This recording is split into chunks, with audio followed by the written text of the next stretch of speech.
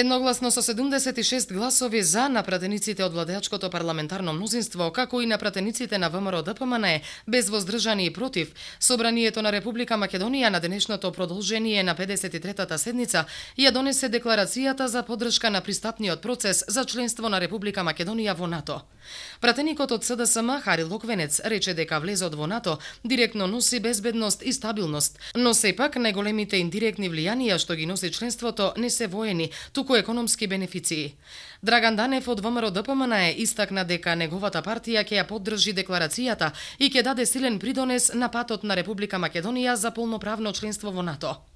Македонија ја чека долг реформски пат на кој ќе треба да се покаже политичка волја и да се носат тешки одлуки. Реформи ја чекаат и нашата економија, која според сегашните перформанси е една од најсиромашните во Европа. Познато е дека по членството во НАТО и во Европската Унија, економиите на новопримените земји драстично не напредуваа, но сепак трендовите се позитивни. Треба да се знае дека станува збор за економски развој на земји од кои дел беа долги години заглавени во комунизам, а од друга страна се развиените европски економии, во кои животниот стандард изгледа недостижен во однос на просекот во земјите од нашиот регион. Сепак, аналитичарите сметаат дека евроатлантската интеграција на Македонија ќе има позитивен ефект врз економијата, затоа што европските интеграции ќе отворат и нова перспектива за земјава. Еден од проблемите со кои би се соочиле е миграцијата, што ќе влијае на внатрешната економија. Но мора да се каже дека и сега со глобализацијата не може да се спречи овој процес на проток на производи и на луѓе.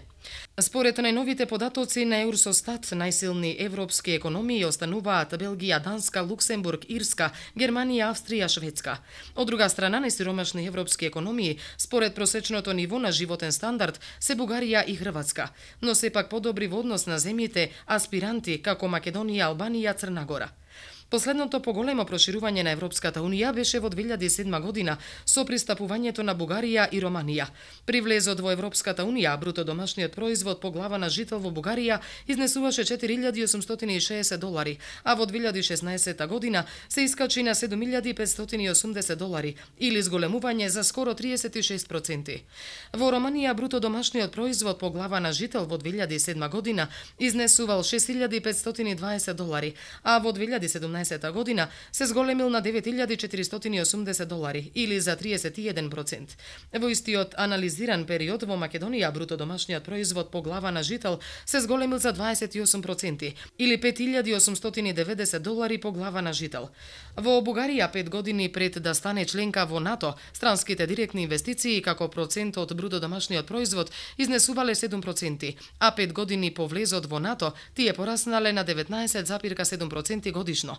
А во Албанија по влезот во НАТО на годишно ниво странските инвестиции во 2016 година се зголемуваат и за 1 милијарда евра и достигнаа околу 10% од бруто домашниот производ.